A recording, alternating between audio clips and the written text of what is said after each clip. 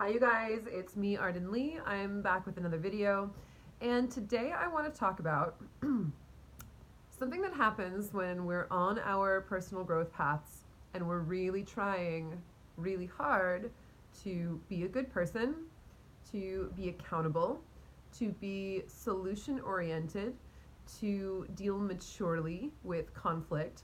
All of these are really great intentions to set.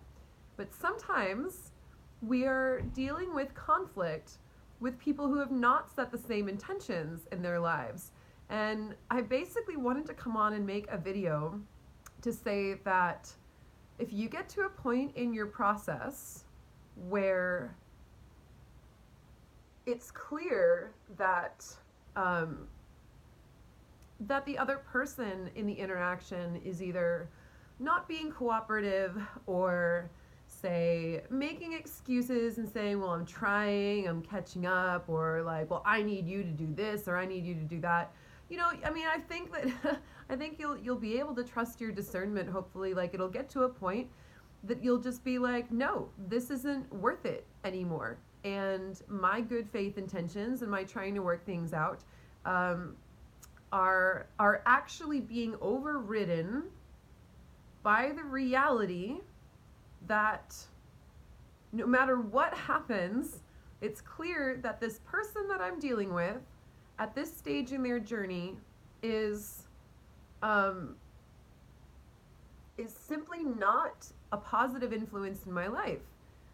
And while I want to be accountable and I may want to work things out and I may want everyone to be happy and for there to be a resolution, there comes to a point where it's like maybe I've done all I can and there's people in my life who are just hanging on to this conflict, needing to do more and more processing, especially once things are mostly over, you know, and and using that as a way to actually continue draining my energy. So I wanted to make this video to say to everyone who's on this path, I take it that if you're watching my videos in the first place, you are someone who is interested in things like personal growth, accountability, being a better person, not only because it's the right thing to do for everyone around you, but also because it's the healthiest thing for yourself, to be able to create those friendships and relationships that are really rooted in sustainability, rooted in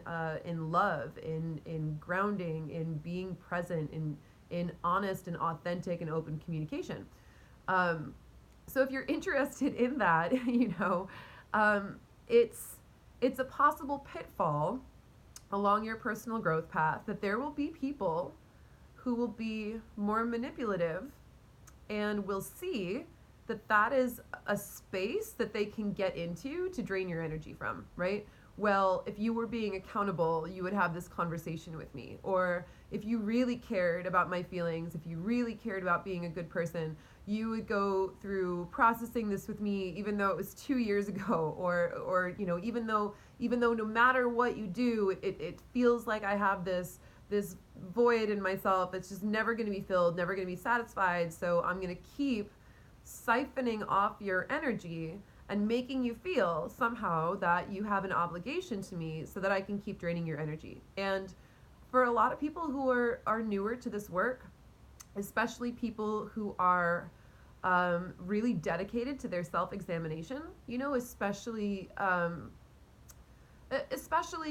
say if you're someone who has some privilege. So let's say like if you're a cisgendered man, or you're a white person, or anywhere in which you've kind of had that realization in the last couple years that you're like, oh shit, I actually need to be paying better attention to my actions than I have in the past, because I need to be a part of the force that helps to dismantle, cis hetero white supremacist patriarchy, and that's a great impulse to have. Believe me, I've done a lot of self-examination myself around these issues.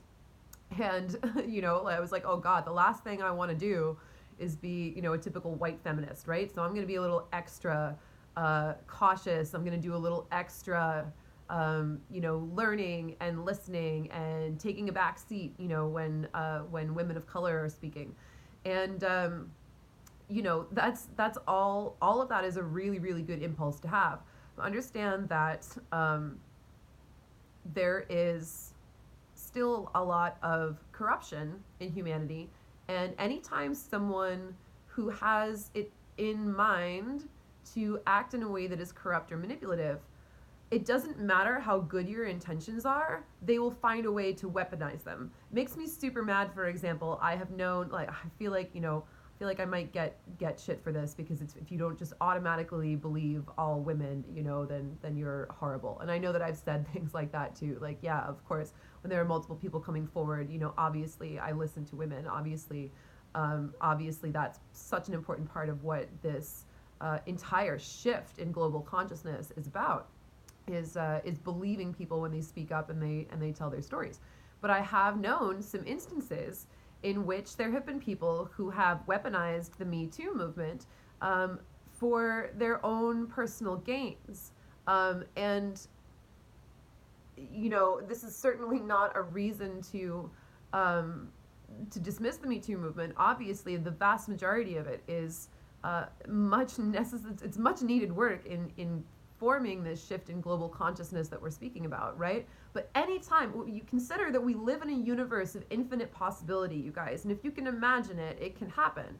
So, of course, there's going to be that tiny, tiny percentage of people who are going to say, "Oh, this is something that I can use for my own personal gain," right? I'm going to co-opt this current philosophy that says that if I speak up about XYZ, that I can't possibly be wrong, and I'm going to use that against someone that I don't like for my own personal reasons. And I've seen some of that happen, and it sucks. So just know that there will be people who will come in and it's rare. You don't want to jump to this as your first conclusion. If these patterns are happening to you across the board, then that is cause for deeper self-examination. But know that there are people who will see, like, oh, this person is trying to be a good person, and so therefore they're prioritizing values of, like, listening and honest communication and openness and problem solving. So therefore that's going to be the way that I get in and start and keep siphoning their energy, right? Hey, I need to have another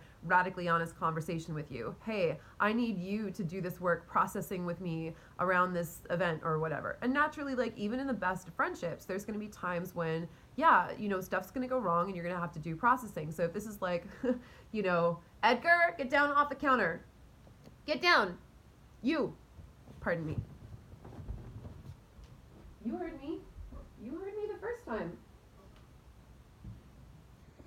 Sorry guys, Edgar, my new cat, has yet to learn which services are appropriate for him to be on or not, and sometimes we have to do some processing around it. So so naturally, that's going to come up. But if there's someone in your life who is causing or seems to need more and more of your time and attention around this, it's like, if you're having this problem with everybody, it's probably a good idea to look at yourself as the common denominator. But if you're feeling this, you'll know it if you're in this situation. And what this situation will feel like is, you're like, I'm trying to do everything. I'm trying to be the good person. I'm trying to do the right thing in this situation. But whatever I do, it's not enough.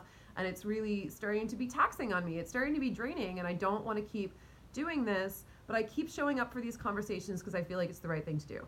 And if you're feeling that, and if you've felt that before, and if that's happening, with, say, like, just one or two specific people in your life where that keeps playing out over and over again, I just want to release you from the responsibility to keep feeling like you have to do the right thing and be the good person. You can absolutely do the right thing and be a good person by saying, you know what, I need to be complete with this process now, because we keep going over the same things. Nothing seems to be enough. I've apologized in every possible way that I can, but we need to close this container at this point, because especially if you've already moved on with your life, especially if it's no longer a situation that's coming up in the present that needs to be dealt with, if it's really just about someone's wounding, at some point that person has to, take responsibility for going to a therapist, and just to give you guys some perspective, I've never gotten closure on the vast majority of the harm that has been done to me. I have had harm done to me by people who wouldn't even know what an accountability process is, wouldn't even know what the term social justice is. I've had harm done to me by an ex-partner who refused to talk about it, but at the very least is paying me back the money he owes me. And you know what? At the end of the day, between having a conversation and getting paid back the $25,000 this person owed me for, the financial duress that they put me through and the ways that they endangered me, I'm gonna pick the money. So ultimately, our wounds and our traumas, yes, if it's an ongoing relationship, then of course there needs to be accountability. Well, there needs to be accountability in general, yeah. And especially if it's an ongoing relationship, then things need to be sorted out so that you don't have that energetic debris accumulating, that resentment built up. You need to be able to sit down and process and clear everything so you can move forward. That's how healthy relationships work. But if something is happening where someone keeps pulling you back into these same conversations and you feel like they're not going anywhere, just understand and trust yourself enough to use your discernment and know and really feel in your heart, okay, I've tried everything I could, and this is still not working. So at this point, it really is up to this person to do their work with a therapist or a counselor or however they choose to do that. And just to assure you of that, I've done the vast majority of my processing with coaches and healers or readers or guides or whatever you want to call. I don't see a therapist because I saw a therapist before I had my sort of awakening and all my epiphany moments, and if they couldn't do anything for me in like the 3 or 4 years that I spent going to therapy, I did more for myself in a shorter amount of time. It's just not the modality that I prefer. If you have a great therapist, great, but whatever the case, at some point that person is going to have to take responsibility for cleaning up their own shit. And I've done it. I'm fine. I didn't get anyone sitting down with me having a conversation about how they hurt me. The times that I tried to have one, I was usually gaslighted or dismissed about it. So I turned out fine. So if someone is constantly needing your attention, don't just ask yourself, does this person really need my presence in order to heal and overcome from this? Is this really something that is a genuine process that they're entering into with good faith? Or is there someone who's just trying to manipulate me because they know that this is an Achilles heel of mine, that this is something that I care deeply about, and that I don't want to be, that douchey person who has a lot of privilege who doesn't listen to other people. Yeah, use your own discernment. I just want to point out that does happen sometimes. And in that case, you know what? Self-care. Self-care is removing toxic, negative people from your life. There's the difference between an uncomfortable conversation in good faith versus an uncomfortable conversation with someone who is trying to manipulate you. You're going to have to tune in with your discernment with that one. Or come hire me personally and I'll help you figure it out. But know that there is a difference there, and that keying into the difference in those energetic signatures and giving yourself permission to release people who are siphoning your energy through those manipulative means is going to bring you a lot more peace and care and help you to focus on the healthier relationships and friendships that you're cultivating around you. So thank you guys for listening. I hope this was helpful. I'll see you next time.